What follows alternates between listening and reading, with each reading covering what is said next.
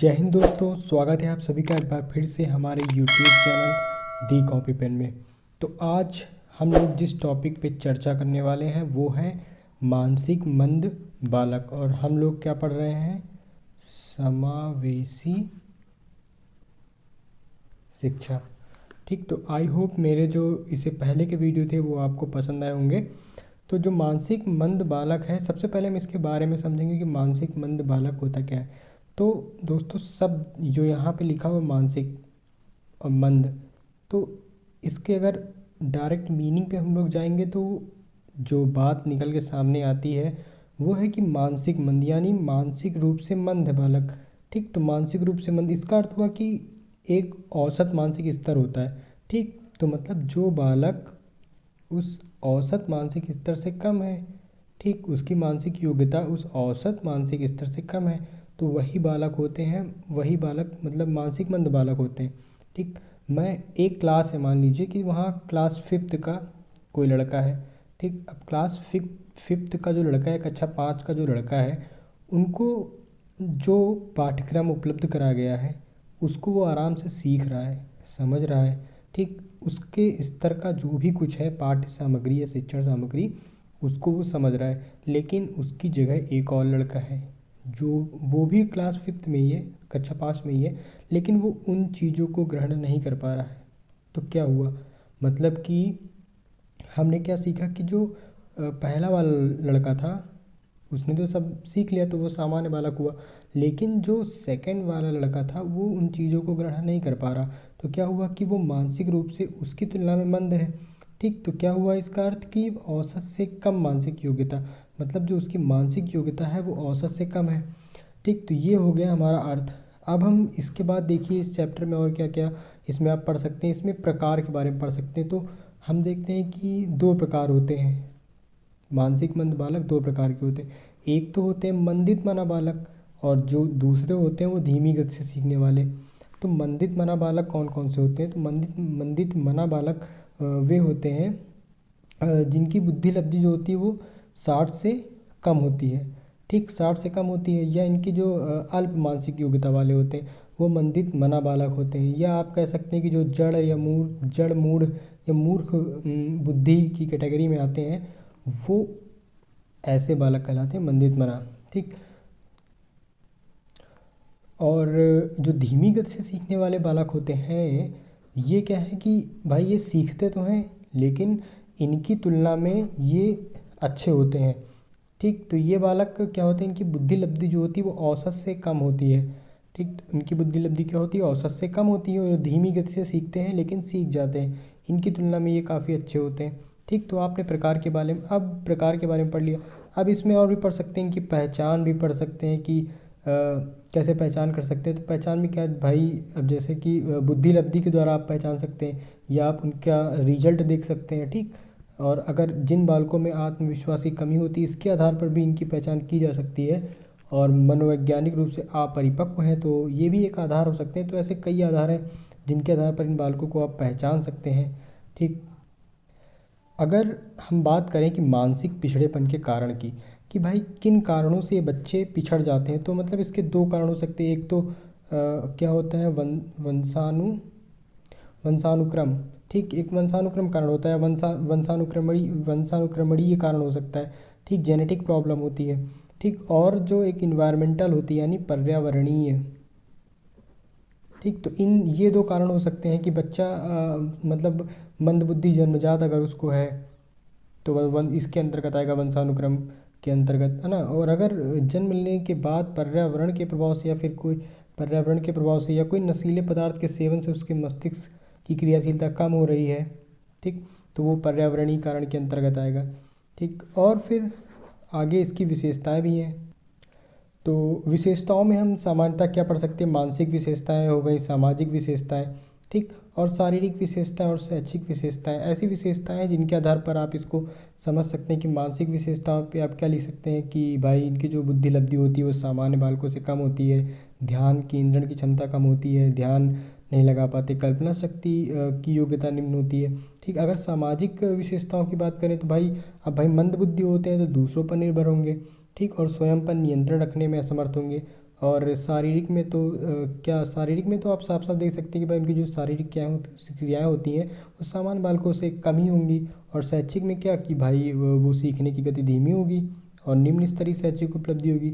ठीक, तो इनकी विशेषताएं भी हो गई। और लास्ट में आप इसमें और भी ज़्यादा अगर चाहें तो पढ़ सकते हैं अनुदेशन की रणनीतियाँ, यानी उनको किस प्रकार पढ़ाया जाए कि वो अपने स्तर में सुधार कर सकें। तो इनमें अनुदेशन की रणनीतियों में हम यही पढ़ते हैं कि जैसे भाई उसके लिए विशिष्ट कक्षाएं चलाई जाए और स्वयं की देखभाल का प्रशिक्षण उसको दिया जाए ना, और शिक्षण विधि से पढ़ाया जाए और पाठ्य चर्चा उसके अनुरूप बनाई जाए, या उसके आधार पर शिक्षक उसको सरल शब्दों में समझाए। ठीक, क्योंकि वो धीमी गति से सीख रहा होता है। ठीक, तो ये पॉइंट है, इनके आधार पर आप इस लेसन को कवर कर सकते हैं। ठीक है, बाकी इसमें जो हम इसकी जो कुछ महत्वपूर्ण क्वेश्चन है उनकी चर्चा हम अभी करेंगे। अब हम लोग बात करते हैं लघुत्तरीय प्रश्नों की। जो महत्वपूर्ण प्रश्न हैं उनकी बात करते हैं। तो पहला प्रश्न है कि मानसिक मंद बालक किसे कहते हैं, इन्हें अन्य किन नामों से जाना जाता है, या मंद बुद्धि बच्चों की मानसिक विशेषता बताइए। तो इसका जो उत्तर है वो सिंपल सा है। ठीक, कि मानसिक विकास के सामान्य स्तर, मतलब मानसिक विकास का जो सामान्य स्तर होता है उसके नीचे के स्तर के बालकों को क्या कहा जाता है, मानस मंद या मंद बुद्धि बालक। ठीक, जो मानसिक रूप से पिछड़ा हुआ बालक माना जाता है। और इन्हें किन नामों से जाना जाता है, तो आप यहाँ लिख सकते हैं कि इन्हें अल्प बुद्धि, विकल बुद्धि, धीमी गति से सीखने वाले, पिछड़े हुए, मूढ़ की संज्ञाएं दी जाती हैं। ठीक, व्यक्तिगत विभिन्नताओं ने बुद्धि उपलब्धि के आधार पर सर्वप्रथम यह घोषित किया कि विशिष्ट बालकों में एक प्रकार मंद बुद्धि बालकों का भी है। तो विशिष्ट बालकों में एक प्रकार है मंद बुद्धि बालक, जो प्रतिभाशाली बालकों की अपेक्षा सर्वथा भिन्न होते हैं। इनकी मानसिक योग्यता औसत से कम होती है। ठीक, ये तो बात क्लियर हो चुकी है। मानसिक मंदता वाले बालकों की बुद्धि लब्धि साधारण बालकों की बुद्धि लब्धि से कम होती है, व इनमें विभिन्न मानसिक शक्तियों में न्यूनता होती है। और स्किनर ने इन्हें मंद बुद्धि, अल्प बुद्धि, विकल बुद्धि, धीमी गति से सीखने वाले, पिछड़े हुए और मूढ़ की संज्ञा दी है। ठीक, तो ये आपका पहला जो था वो आपका हो गया। अब है मंदित मना बालक। ठीक, आगे कौन सा है, मंदित मना बालक किसे कहते हैं। तो इसका भी उत्तर देख सकते हैं कि जब मैंने आपको प्रकार पढ़ाया था तो उसमें क्या था कि जिनकी बुद्धि लब्धि 60 से कम होती है उन्हें हम लोग क्या मंदित मना बालक कहते हैं। ठीक, किंतु इस श्रेणी में हम जहाँ सामान्य से नीचे बुद्धि वाले की गणना करते हैं, इनमें जड़, मूढ़ और मूर्ख, ये आप ध्यान में रखिए, ये बुद्धि स्तर वाले बच्चे आते हैं। और बाकी यहाँ पे कोई सही जो यहाँ बात लिखी उसको मैं जल्दी से पढ़ देता हूँ कि बहुत से अभिभावक यह विश्वास नहीं करते हैं कि उनके बालक मानसिक रूप से पूर्ण नहीं है। उनका विचार यह होता है कि यदि बालक अच्छी प्रकार से अध्ययन नहीं कर पा रहा है तो वह उतनी मेहनत से नहीं पढ़ता जितनी उसे करनी चाहिए। यदि कोई उनसे कहता है कि उनका बालक मानसिक रूप से अपूर्ण है तो वह उस पर क्रोधित होने लगते हैं। ऐसा बालक साधारण ज्ञान को प्राप्त करने में असमर्थ रहता है। ठीक, अतः क्या होता है कि अध्यापक का प्रथम कर्तव्य है कि वह अभिभावकों को उनके बालकों के मानसिक विकास के संबंध में अवगत कराए, जिससे वे अपने बच्चों की उचित शिक्षा की क्या व्यवस्था कर सकें। ठीक है, और मंदित मना बालकों का समायोजन प्रतिभाशाली व साधारण बालकों की अपेक्षा कठिन व भिन्न है। उनके और इनके प्रति व्यवहार सहानुभूतिपूर्ण व धैर्यपूर्वक होना चाहिए। ठीक, बाकी विद्यालय में मूर्ख बालक कम होते हैं किंतु अल्प बुद्धि के बहुत से बालक हो सकते हैं। यदि मानसिक न्यूनता ग्रसित बालक को साधारण पाठशाला में पढ़ाई आरंभ करवा दी जाती है तो वे निम्न श्रेणी का रिजल्ट देंगे, जबकि उनके अभिभावक उनसे अच्छे रिजल्ट की आशा करते हैं, जिसके परिणाम स्वरूप वे मानसिक क्षोभ का शिकार हो जाते हैं। तो इतनी बात आपको समझ में आ गई होगी। यहाँ कोई ऐसी बात नहीं लिखी है कि आपको ना समझ में आए, सिंपल सा है कि एक बार पढ़ेंगे तो समझ में आ ही जाएगा। तीसरा है कि धीमी गति से सीखने वाले बालकों की विशेषता तथा इनके लिए कोई सुझाव।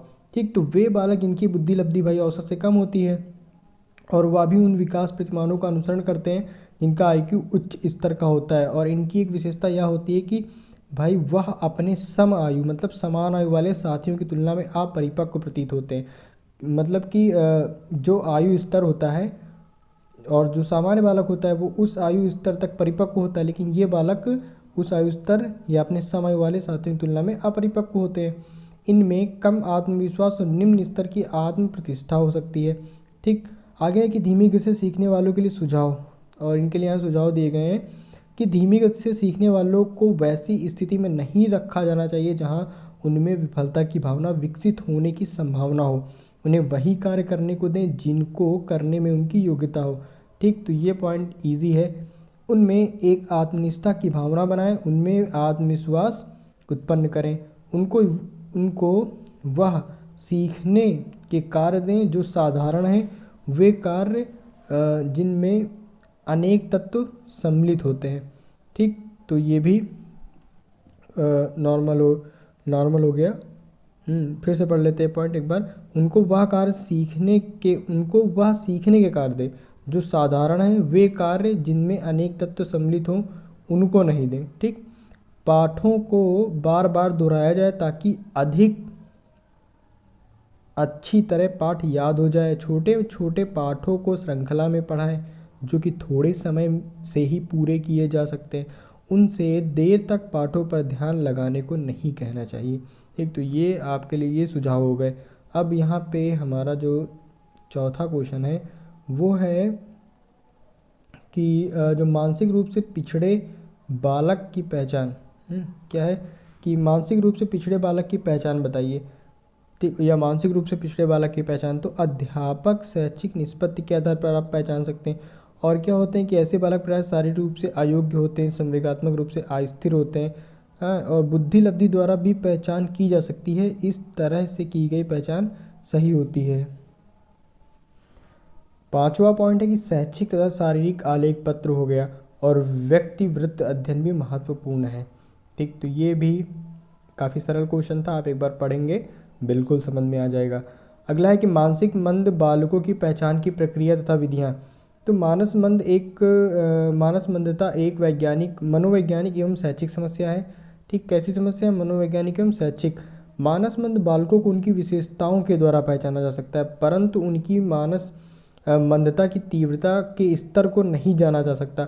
मानस मंदता की तीव्रता का स्तर जाने बिना उनके लिए उपचार एवं शिक्षा की व्यवस्था नहीं की जा सकती। अतः इन बालकों में मानस मंदता की मात्रा को मापना अत्यंत आवश्यक है। जैसा कि पहले ही स्पष्ट किया जा चुका है कि इन बालकों की दो प्रमुख विशेषताएं हैं। पहला है कि निम्न बुद्धि लब्धि और सामाजिक असामर्थ्य, और इन्हीं दो पक्षों की माप के द्वारा हम पहचान कर सकते हैं। और बाकी यहाँ पे कुछ परीक्षण जैसे कि बुद्धि परीक्षण हो गई, बुद्धि परीक्षण के द्वारा आप पहचान कर सकते हैं। और बुद्धि परीक्षण में क्या है, दो स्टैनफोर्ड बिने परीक्षण और संशोधित वेस्लर वैल्यू परीक्षण। तो अभी जब हम लोग बुद्धि परीक्षण वाला चैप्टर आगे है वो पढ़ेंगे तो इनके बारे में डिटेल में पढ़ लेंगे। फिलहाल आप ये दोनों ध्यान में रख लीजिए। ठीक, कि बुद्धि परीक्षण हो गया, और यहाँ पे एक चार्ट दिया हुआ है। ठीक, इसको आप स्क्रीनशॉट ले लीजिए और एक बार पढ़ लीजिएगा। ठीक, हम लोग आगे डिस्कस करते हैं। तो आगे कौन कौन से हैं? आगे फिर दूसरा आता है कि समाज मिति तकनीकी और अनुकूलित व्यवहार का मापन, फिर व्यवहार निरीक्षण, व्यक्ति इतिहास विधि, संचय अभिलेख। ठीक, तो ये कुछ ये पॉइंट थे। और अगला हमारा जो छठा क्वेश्चन है वो है कि समाज मिति तकनीक का मापन किस प्रकार किया जाता है।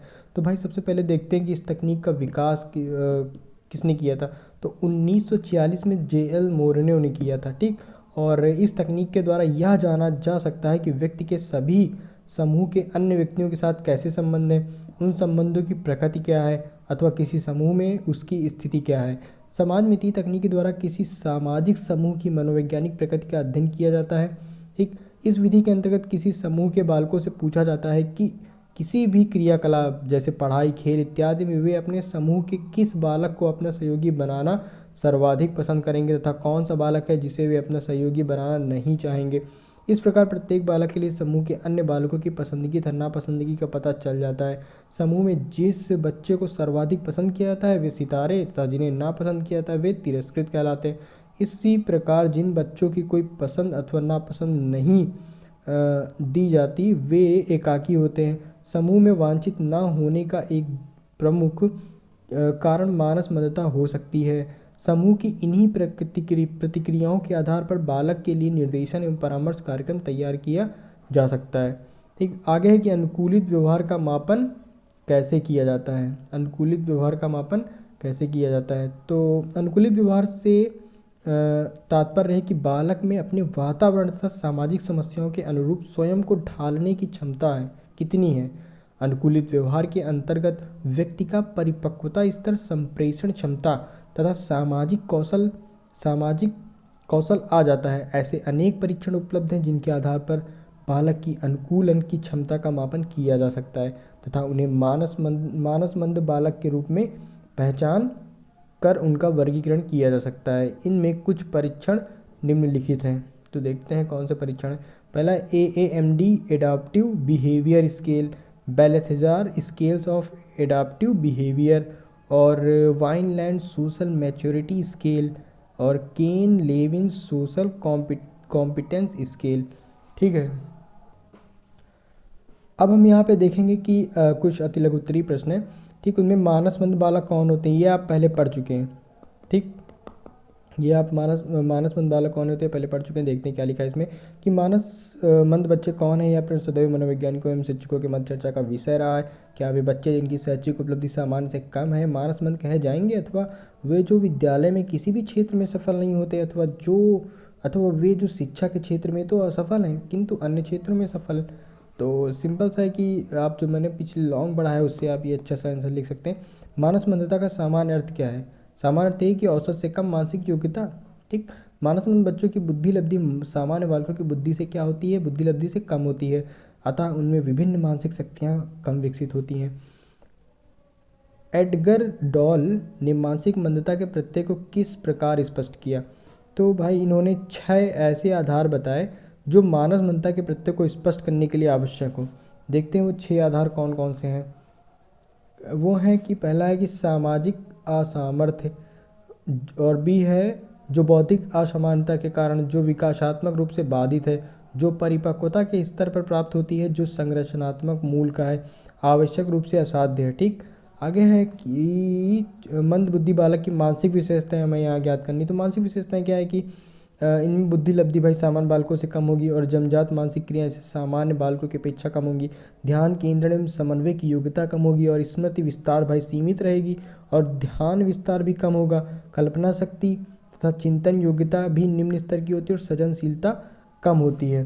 ठीक, और आगे है इनमें क्या होता है, अमूर्त चिंतन की योग्यता नहीं होती, तर्क शक्ति का सर्वथा अभाव होता है। तो ये मानसिक विशेषताएं होती हैं मंद बुद्धि बालक की।